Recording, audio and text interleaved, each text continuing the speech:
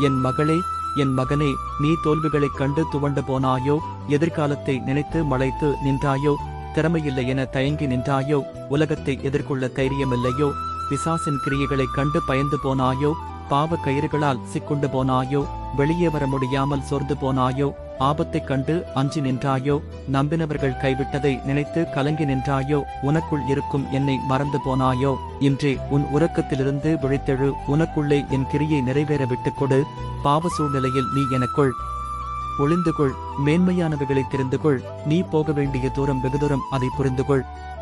என் வேதத்திலிருந்து என் வழிகளை அறிந்துகொள். வேதத்தில் இவ்வாறாக உங்களுக்கு சொல்லியிருக்கிறேன். இந்த நியாயப்பிரமாண புஸ்தகம் உன் வாயை விட்டு பிரியாதிருப்பதாக.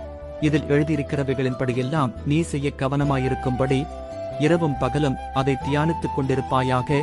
அப்பொழுது நீ உன் வழியை வாய்க்கப் பண்ணுவாய். அப்பொழுது புத்திமானாயும் நடந்து கொள்ளுவாய். யோசுவா அதிகாரம் 1 வசனம் 8.